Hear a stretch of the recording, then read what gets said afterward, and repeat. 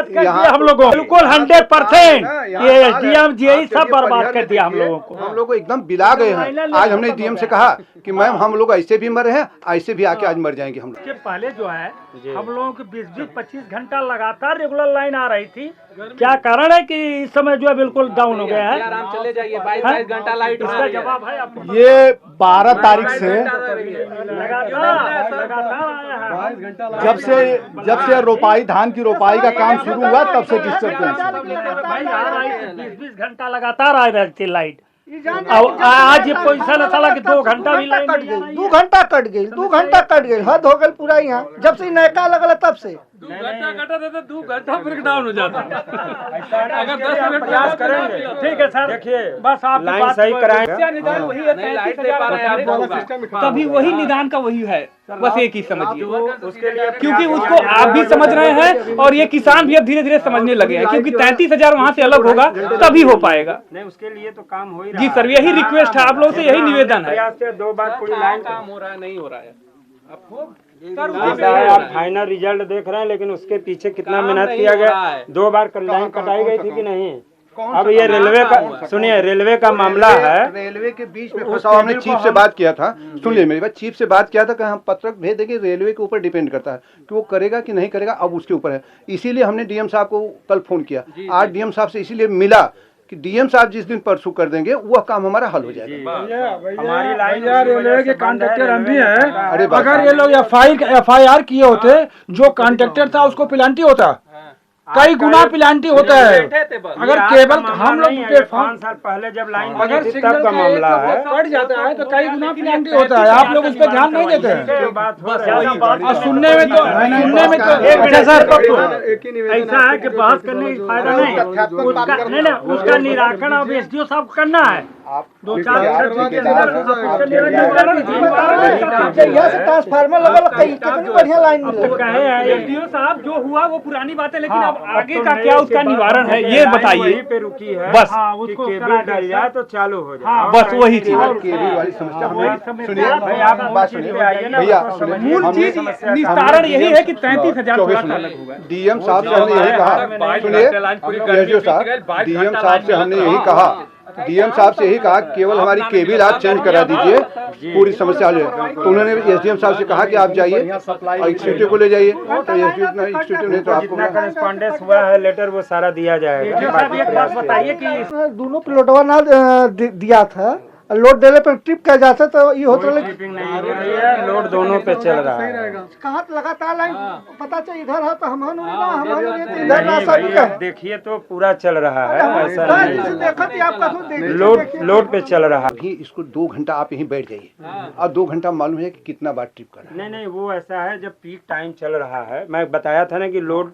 बहुत अधिक जा रहा है, लो वोल्टेज और गर्मी की वजह से 6 से लेकर के 9 के बीच में लोड बहुत अधिक आ रहा है। हर बार लोग यही बोलते हैं, ये लोग भी यही बोलते हैं यहाँ के कर्मचारी, कि 33,000 वहाँ से ये डायरेक्ट कर दिया जाए। सर देखिए, जेई मतलब उनको कोई जिम्मेवारी नहीं, किसी की कोई में कोई दोष नहीं। खराब है सैदपुर विद्युत विभाग को एसडीओ प्रदीप सिंह चला रहे हैं। एक्सीएन साहब का मोबाइल स्विच ऑफ आता है, जेई साहब का मोबाइल स्विच ऑफ आता है। नहीं, कल हमारी बात हुई थी, उनके सीयूजी पर ही बात हुई थी। एक्सीएन सर से बात हुई और हमारा एसडीओ साहब भी है यहाँ पे, दोनों लोग से बात हुआ है।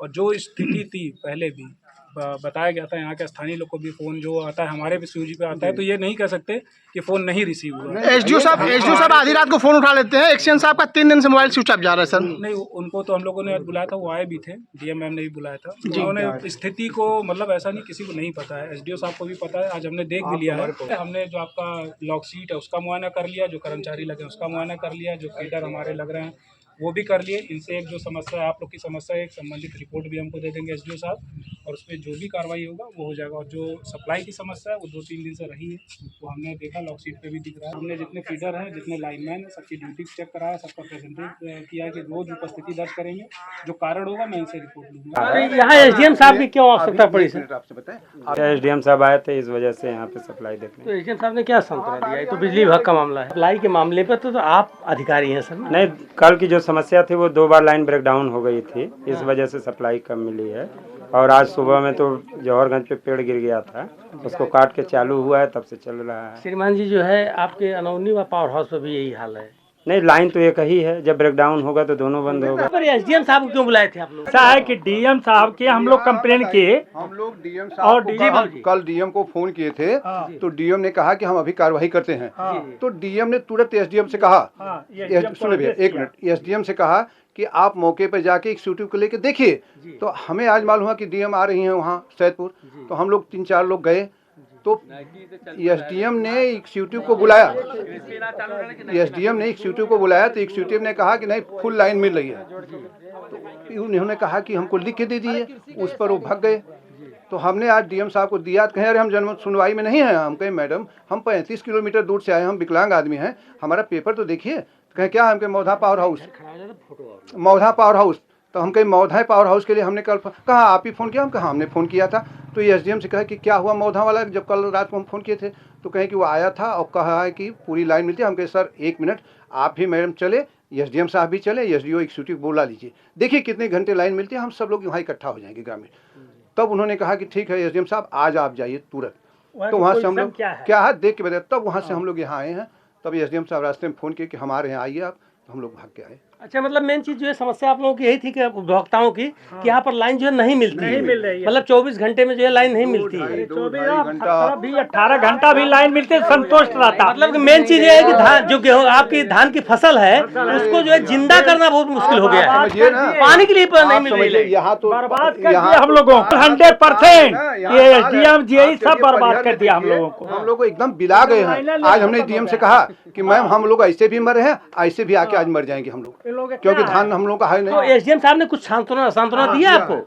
वो जो जोहर से लाइन हमारी डायरेक्ट मौधा को आ रही है, उसको ठीक कराएंगे केवल 2-3 दिन में। उसका अंडरपास जो पूर्वी गेट पर कटा है वो सही करा जाए, एसडीएम ने यही कहा। एसडीओ साहब भी कहे। अच्छा, एसडीओ साहब ने आश्वासन दिया कि हम जल्दी तत्काल जो है इसकी व्यवस्था मैं कर रहा हूँ। मतलब कहने का मतलब ये है कि आपकी जो केबल है वो स्टार्ट हो जाएगी, जो नया वाला पोल खुला गड़ा है तो 3-4 दिन का उसके लिए मोहलत ली है। जब हमारी लाइन हो जाएगी, जब हमारी डायरेक्ट लाइन हो जाएगी, सारी समस्या का हल हो जाएगा। मेन समस्या वही है। विद्युत उपकेंद्र जो है मौधा में खड़े हैं और यहाँ के किसान आए हुए थे। इन लोगों की बहुत बड़ी समस्या थी कि लाइट जो है नहीं मिल रही है। जहाँ जो है सरकार दावा कर रही है कि मैं 18 घंटा बिजली ग्रामीण इलाकों में दूंगा, यहाँ पर स्थिति है कि 3-4 घंटे भी बिजली, पानी पीने के लिए बिजली नहीं मिल रही है। ऐसी स्थिति में ये लोग जो है आज यहाँ पर एप्लीकेशन देकर आए थे। आज जनता दिवस था और यहाँ पर उप जिलाधिकारी महोदय भी आए थे और मौके पर किसानों को सांत्वना दे के गए हैं कि एसडीओ साहब भी आए थे। 3-4 दिन के अंदर में हम सारी बिजली व्यवस्था सुधार देंगे। अब देखना है कि आगे कार्रवाई क्या होगी, जैसा आपको बताएंगे। जय हिंद।